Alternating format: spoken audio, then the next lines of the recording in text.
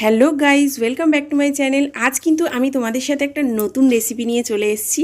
কি বলো তো, তোমরা দেখে বুঝতেই পেরেছো আমগুলো কালো হয়ে গেছে। তোমরা দেখে হয়তো ভাবছো নষ্ট, কিন্তু না, আমগুলোর কষ লেগে ওরম কালো হয়ে গেছে। আমাদের পুরনো বাড়িতে কিন্তু প্রচুর আম হয়েছে গাছে।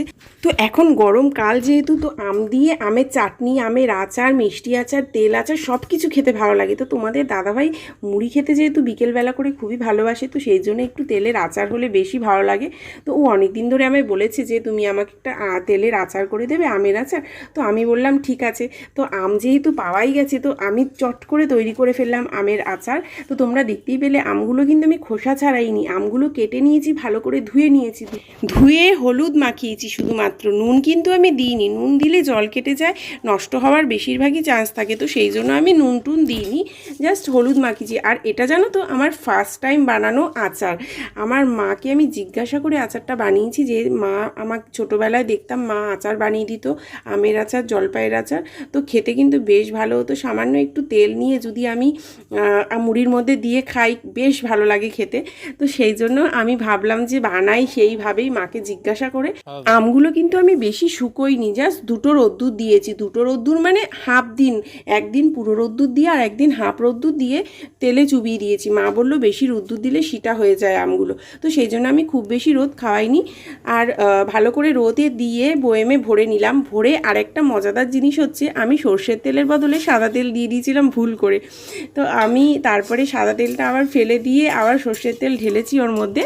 তারপর তেলে চুবানো আমগুলো কিন্তু আমি 4-5 দিন কন্টিনিউ রোদে দিয়েছি। মাঝে মাঝে একটু ঢাকাটা খুলে রোদে দিয়েছিলাম, আর মাঝে মাঝে একটু ঝাঁকিয়েও দিয়েছিলাম। মা বলে নাকি আমের আচার হোক বা যেই আচারই হোক, বাসি কাপড়ে ধরতে নেই, ধরলে নাকি নষ্ট হয়ে যায়। তো আমি মায়ের নিয়মটাই মেনে চলেছি। আর তাছাড়া কী কী মশলা দিতে হবে সেটাও কিন্তু আমি মার কাছে জিজ্ঞেস করেই করেছি। মা বললো 5 ফোড়ন দিবি, একটু মেথিটা একটু বেশি করে দিবি, আবার খুব বেশি দিস না যাতে তেতো হয়ে যায়। আর দুটো লঙ্কা দিবি, দিয়ে ভালো করে মিক্সিতে মিক্সড করে নিয়েছি। একটু হালকা নেড়ে নিয়েছি কড়াইতে নেড়ে নিলে ভাজা মশলাটা খেতে বেশ ভালো লাগে। তো নেড়ে নিয়ে মিক্সিতে পেস্ট করে নিলাম। নিয়ে তার সাথে কিন্তু দুটো কাঁচা লঙ্কা চিড়ে দিতে বলেছিল মা আমায়, তো তার সাথে দুটো কাঁচা লঙ্কা চিড়ে দিয়েছি। যেহেতু বাসি কাপড়ে ধরতে নেই, তো সেই জন্য আমি ধরতে পারিনি। তো তোমাদের দাদাভাইকে বললাম যে তুমি মশলাটা ঢেলে দাও। ওর যেহেতু সকালবেলা স্নান হয়ে গেছিলো, তো সেই জন্য মশলাটা ওকে দিয়ে আমি ঢালিয়েছি। মশলা দিয়ে ভালো করে ঝাঁকিয়ে ওটা আমি কিন্তু আরও 6-7 দিন রোদ্দুরে রেখেছিলাম, আর মাঝে মাঝে ঢাকাটা খুলেও রেখেছিলাম। তারপরে আমি কয়েকদিন পরে ওটা ভালো করে চামচ দিয়ে নাড়িয়ে বেশ একদিন টেস্ট করে দেখলাম, খেতে কিন্তু বেশ ভালো হয়েছে। আর যখন দেখলাম যে অনেকটা রোদ্দুর পেয়ে বেশ আচারটা তৈরি হয়ে গেছে, তখন আমি 1 চামচ মতো নুনও ছিটিয়ে দিয়েছি, দিয়ে ভালো করে ঝাঁকিয়ে দিয়েছি।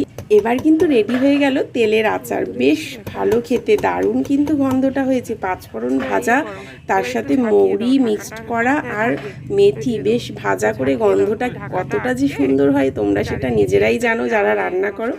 তো আমার তো খুবই প্রিয় লেগেছে। জাস্ট 1 ফোঁটা হোক 2 ফোঁটা হোক একটু দিয়ে মুড়ির মধ্যে খেতে কিন্তু বেশ ভালো লাগে। তো আমার বানানো আচারটা কেমন হয়েছে তোমরা অবশ্যই জানিও, আর লাইক কমেন্ট শেয়ার করো।